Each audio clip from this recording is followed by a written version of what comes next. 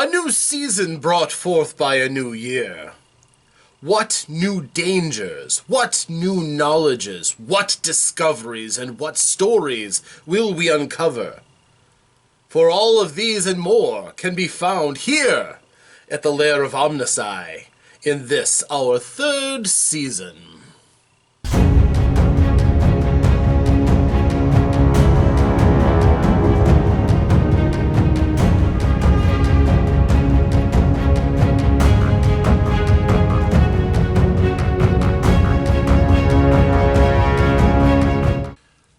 Ladies and gentlemen, I am OmnusI. Welcome to another presentation for the OmnusI Tabletop Role-Playing Game Preservation Society.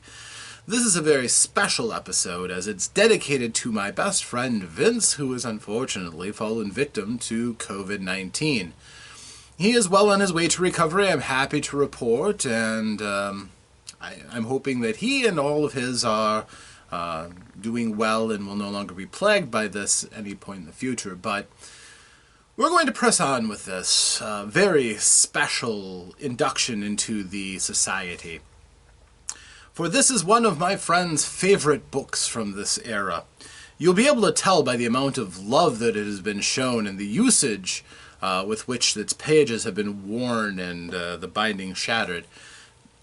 But this is actually the 6th Galaxy Guide for the Star Wars The Role-Playing Game from West End Games, Tramp Freighters.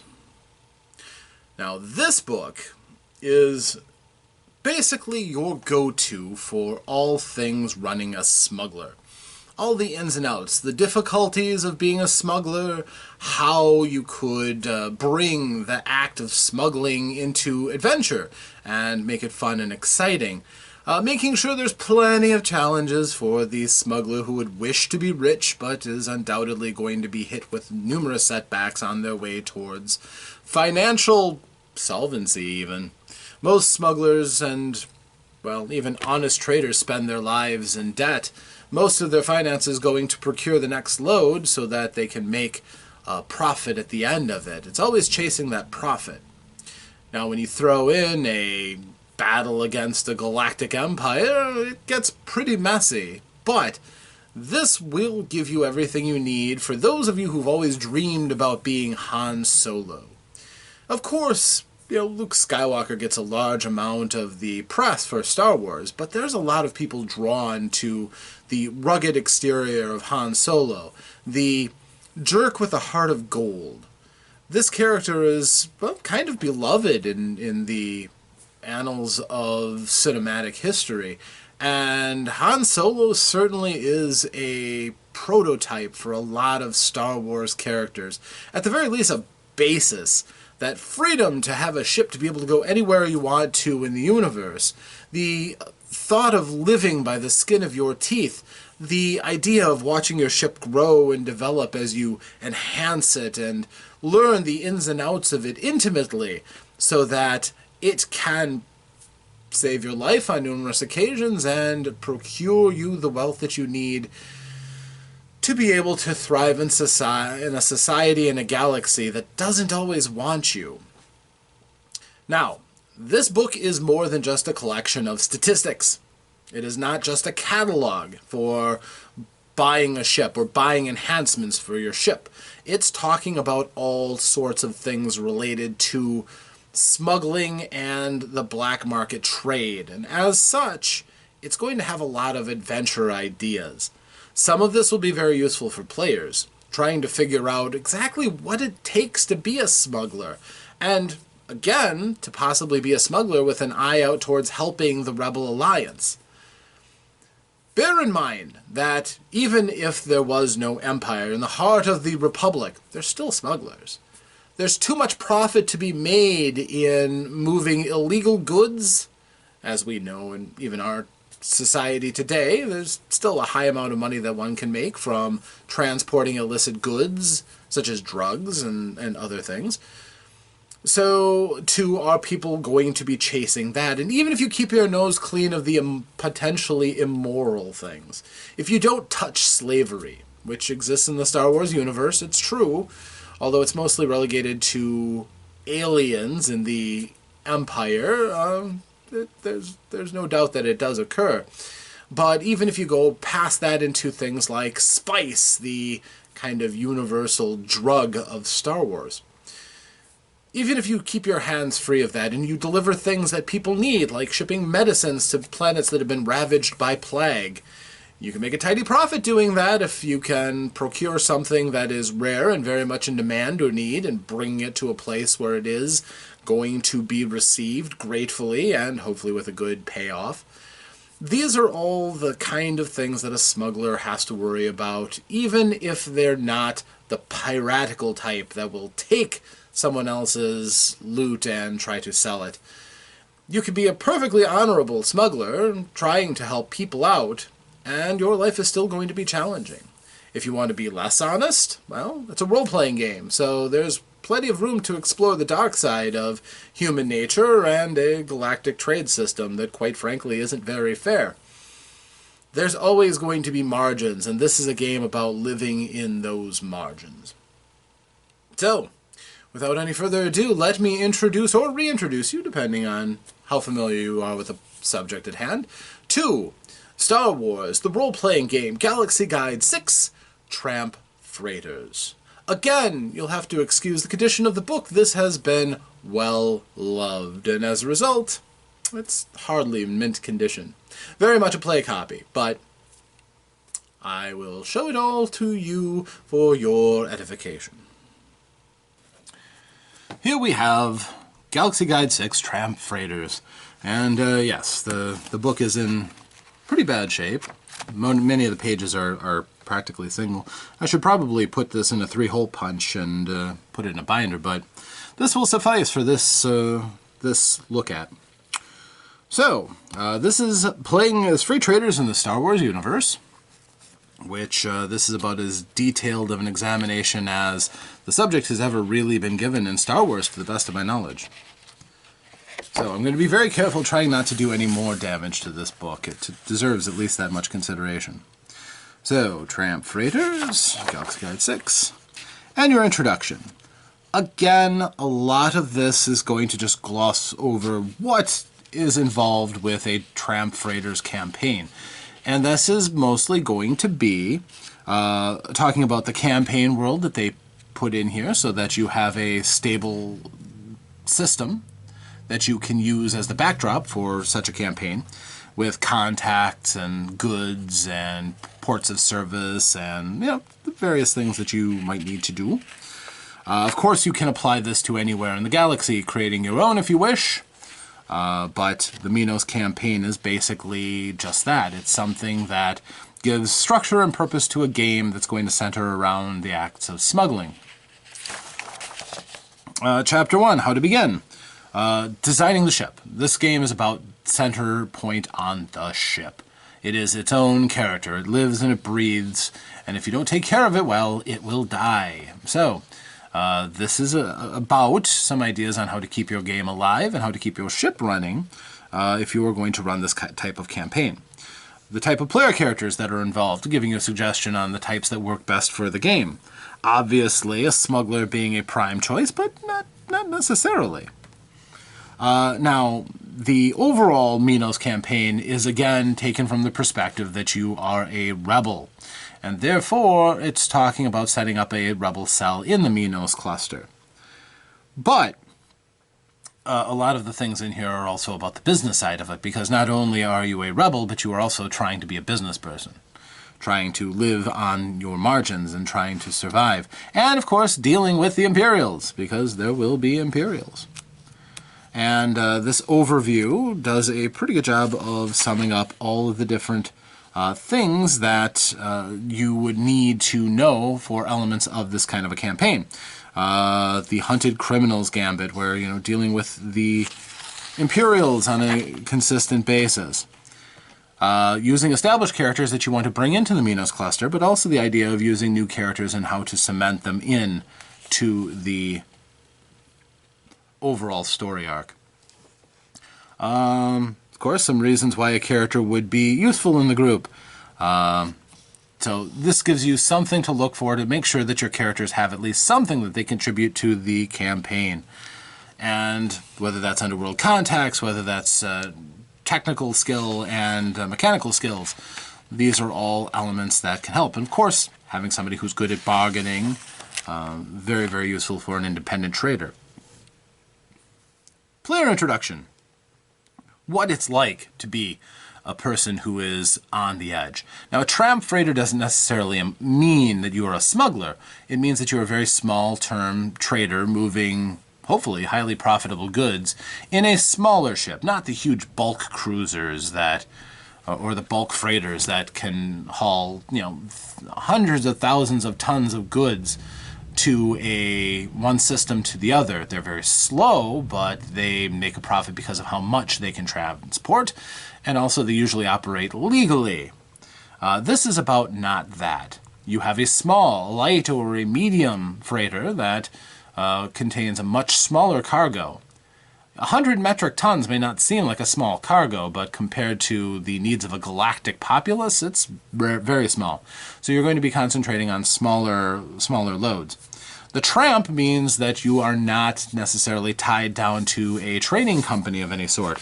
You live on the ship, you go from system to system as you need, and look for ways of making profit every step along the way. Also, it means that you have not made it yet.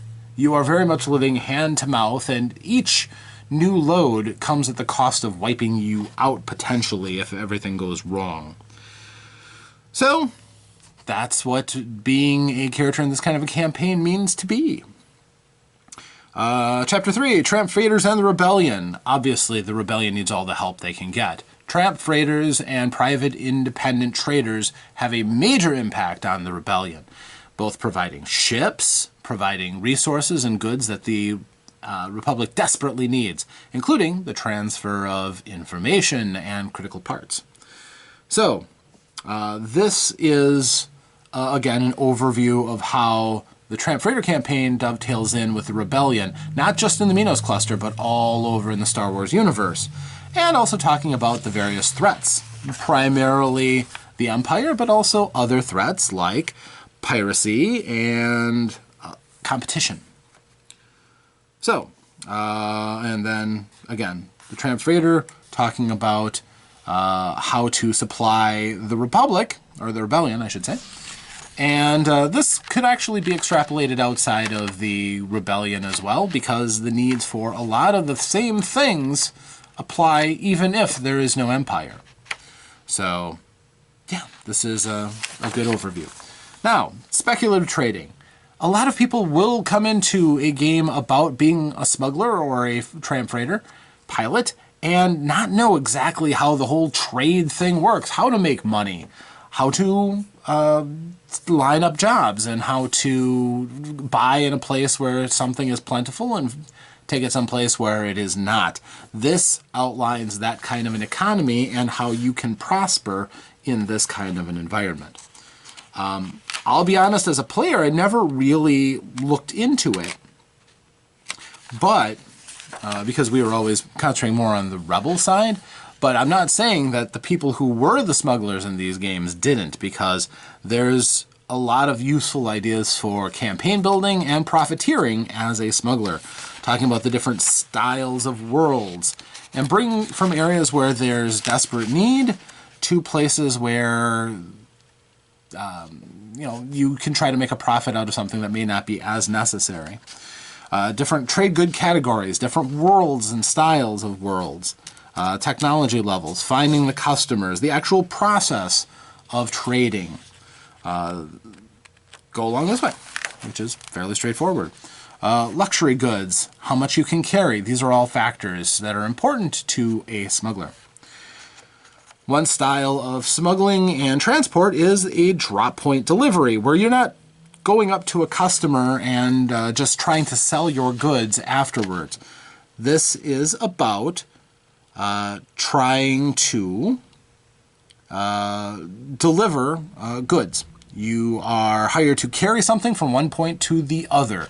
You don't necessarily have to buy the cargo. You just take it, and that is your job, to drop something off. It talks about how much a person can charge for these things. And how likely they are to be a regular part of your missions. They're very easy to do for the most part, although there's almost always going to be complications here and there. The better you are, the fewer complications are going to bother you. And the nature of what you're carrying can oftentimes be a problem. Live creatures or perishable goods have their own dangers, but also being interdicted if your supplies aren't strictly on the books. So all things to complicate your life and to make it challenging and exciting. Chapter 6, the black market. There's a black market in almost every world, although it has different names, different faces. Most smugglers can count on being able to find some of the things they need, even if it's not through proper channels. And this talks about, as a game master, how to set up a black market on a world, and for players, how to connect with the black market and take advantage of the goods that may be available. Although the prices are usually going to be hideous or the good qualities may be questionable, these are different things that can be done. They can also be a source of jobs. As to feed the black market, they need to have their illicit goods brought in and distributed. Loan sharks, another way of life. Han Solo could certainly attest to that. Many criminals basically supplement their fortune the old-fashioned way. They give money to suckers and charge outrageous interest rates so that they can get more money. This can be very dangerous, loaning to tramp freighters, as if everything goes belly up, the trader may be left with no money, no resources, and no way of paying you back, which is the stuff of nightmares for a tramp freighter, as almost any loan shark worth their name is going to have a means of getting their money back one way or the other. If it's not by actually collecting and wringing the money out of the person they loaned it to, it's making an example of them so everybody else will be very quick to give them their money that they are due. But now comes the part that really, to me, sums up this book. Ship modifications and repairs. This talks about how you can get your ship modified, how you can get your ship fixed after it gets damaged, and, oh yes, spoiler, it will. This is how you can go about taking your stock freighter and turning it into the ship of your dreams. Anybody who played the Star Wars, the role-playing game, probably at some point looked at the stats for the Millennium Falcon and compared them to a stock light freighter and went, oh my gosh. Night and day difference. This is how you can get your ship to that point. That is figuring out the process, how you're going to do it, how much of your work, how many of your credits are going to go into making your ship better. Are you going to run quests, which means are you going to go run and steal things or work for parts for your ship so that you can make it better and cooler? Costs on everything, because everything costs. That includes fuel to keep your ship running. Yes, ships have fuel. It's not just some random engine of infinite power. The hyperdrive takes fuel, your ion engines take fuel, your life support takes fuel, and all of this is summed up in this game. It's not exacting, it's not a lot of math required, but it is still important to take all of those things into account if you're running a fairly realistic game, which is kind of the point of Tramp Freighters, is to slap a little grim realism into your idyllic life as a smuggler. This also does talk a little bit about the different parts of a ship and how you might want to make them better and the impact that they have upon your ship. For instance, lateral thrusters. A lot of people don't think about the different ways in which ships are able to fly in such interesting patterns in space as represented in the movies, when really inertia and rocketry would have space flights be much, much different if you didn't have things like lateral thrusters to bank, brake, twist, and loop around. Increasing your hull, giving yourself better eyes with sensors. These are covered in this section. And then we go on to see how stock light freighters can be adjusted, taking a basic body form for a ship and then modifying it. And of course, showing the statistics for these ships that they're using for examples, for ships that are lightly modified. These are not Millennium Falcon runner-ups, but they are definitely cool ships, reminding you that in a huge universe, which is Star Wars, the number of ships that are going to look identical are going to be fairly minimal. even these ships, which are based off of the Corellian Stocklight Freighter, are going to, have the disc shape of the Millennium Falcon, but be very, very different. And that is very, very intentional. They want this to be a story about making your ship your own. And all of these changes that you see fit somebody's dream of how they wanted their ship eventually to look. So this is a collection of some examples, and they're still running with more descriptions of how your ship can be modified, improved. Proton torpedoes, concussion missiles, extra fuel cells, converters, tractor beams, all sorts of things that a smuggler, or indeed anybody looking to make changes to a ship, can take advantage of. So, and some of these ships are fun for using as bases for the ships that the players will eventually start off with as well. If you want to give them a fairly decent ship to start out with, some of these are pretty nice. Not going to be world beaters by any stretch of the imagination, not as tough as the Millennium Falcon, but pretty good. Nice sampling of ships that other people might have.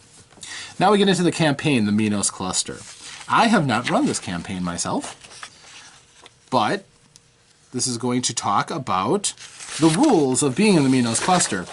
Mostly about things like infractions, how the Imperial looks at law and order.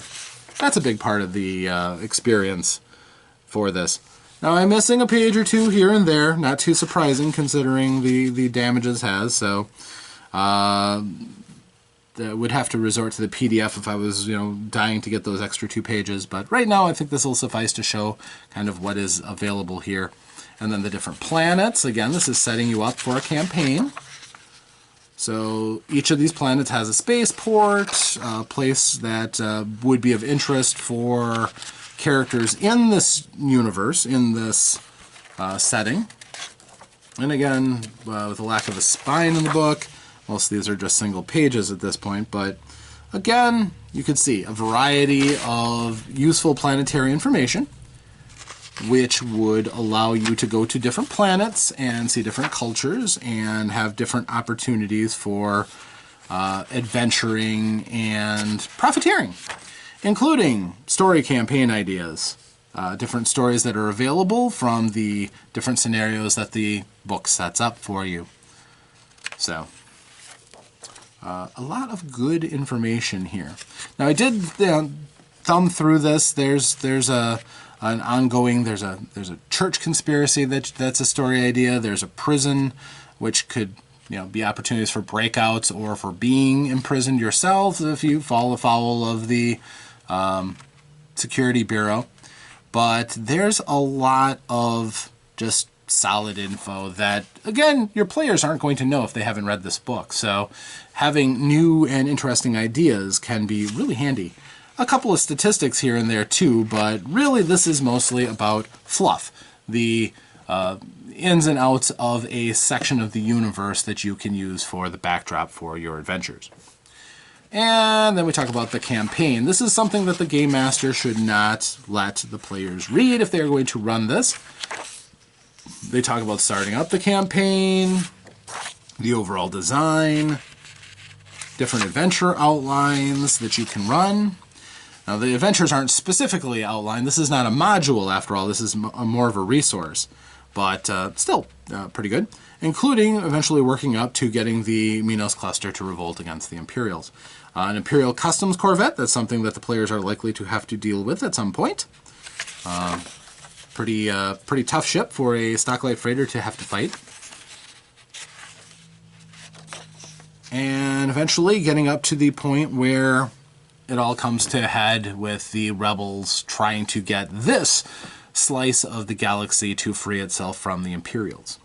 And then we have different characters of the Minos Cluster. These are going to be allies, rivals, and of course enemies, especially in the case of the Imperials.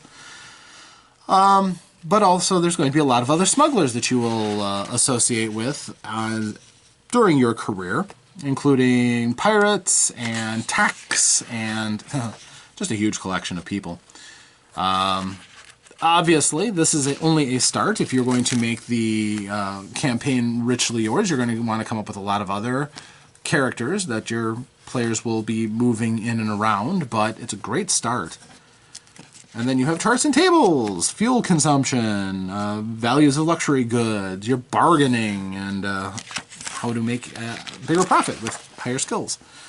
Supply and demand, again, one of the principal elements that makes this kind of smuggling possible and potentially profitable. And the difficulties in buying and selling. A Tramp freighter captain, is a template here to be used if you, say, don't like the smuggler for one reason or another. And this person is going to be supremely keyed in on being able to make a living in a hostile galaxy that doesn't care if they live or die. Black market tables, again, pretty useful stuff. And that is the last page with the final details on the Tramp freighter captain and the Minos cluster distance table, how long it takes to get from point A to point B through standard hyperspace. So unfortunately, since they're all in the same cluster, generally the time to get between different places are measured in hours. Of course, if you get a hot hyperdrive engine, that might take even less. That's just the basis. But that is the Tramp Freighter Guide in all of its glory.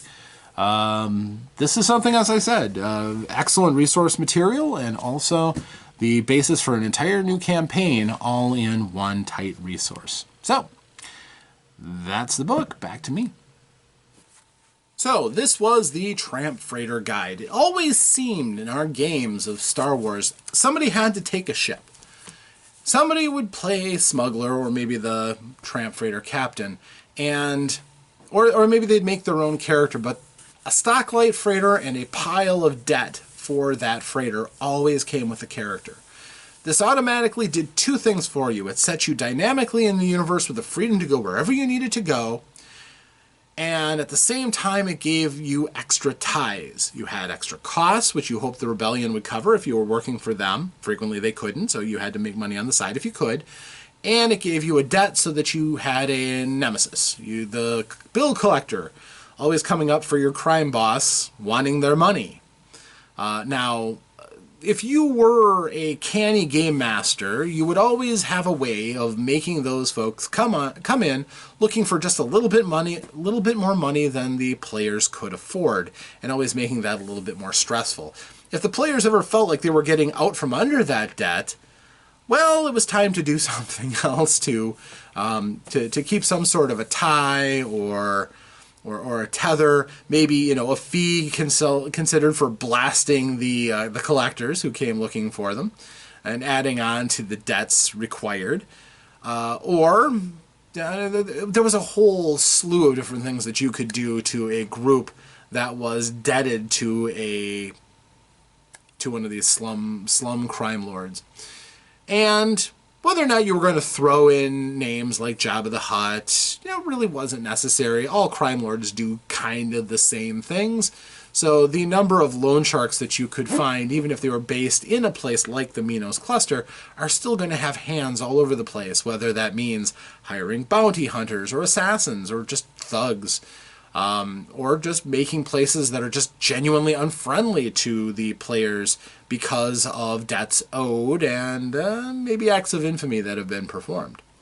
The advantage to a campaign like the Minos cluster is in the face of a huge galaxy, which again, your players, anytime they're like, I don't want to be in the Minos cluster anymore, let's go to Tatooine, head for the Outer Rim, get ready to sit there for a month while you go out to the Outer Rim, but you can get out of the scenario at any time when you have the ship.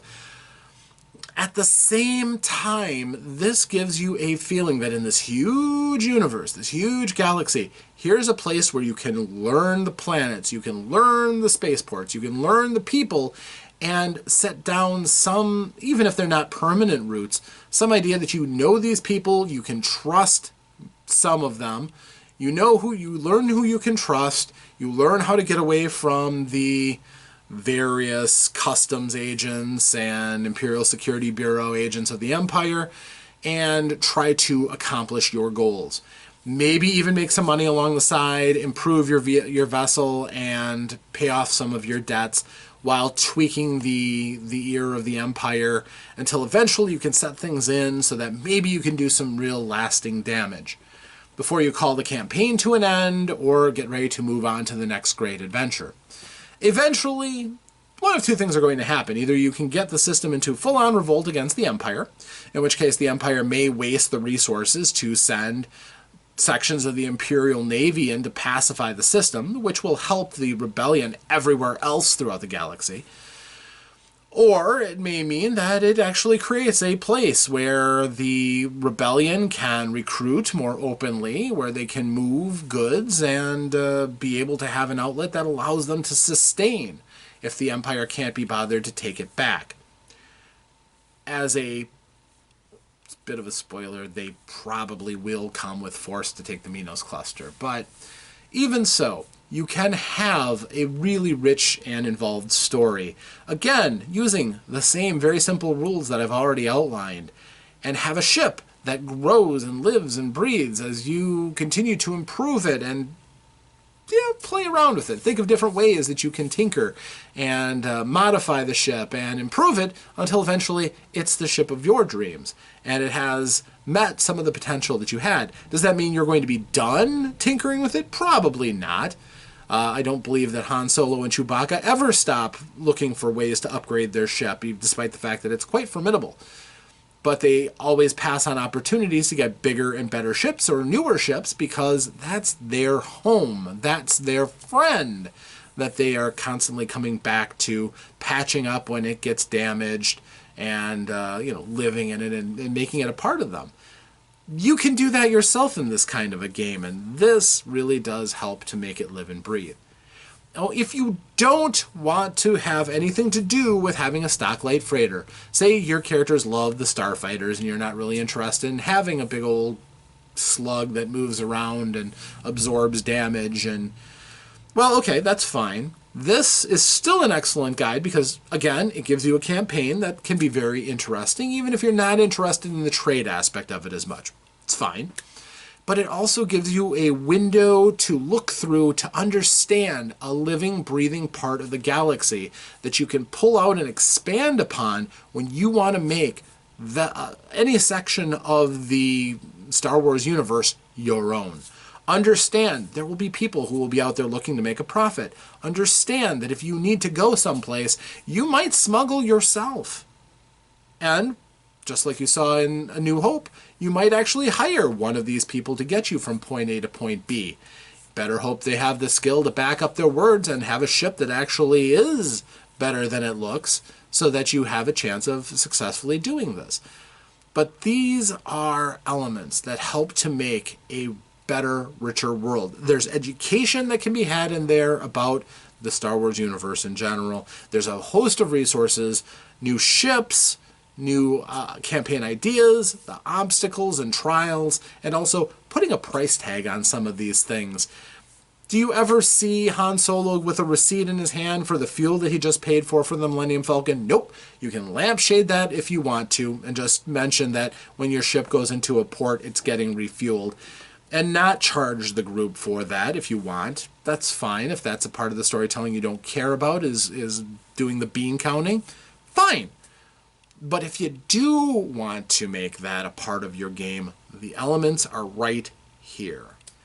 And with that, you open up the private sector for the group to worry about. Not just the struggle between the Empire and the Rebellion, but a living, breathing part of the universe. And being part of that, you have to deal with the needs that a person living in that universe would have. The need for fuel for your ship, the need to replenish your consumables so you can eat and drink and breathe, the need to repair your ship from time to time from whatever, astrogation hazards or being shot full of laser holes. These are all elements of the game that this excellently illuminates and expands upon. Again, I don't think I've ever seen quite as good of a guide, although I will admit I haven't seen every single book out there. There very well may be other resources of similar nature, but this one came in very, very useful to our group on numerous occasions. And as I said, we never used every single scrap out of this, there's plenty to be mined in here for anybody, players or game masters, but especially the game masters. So, I hope you've enjoyed this. This has been another submission to the Society, and a very worthy one.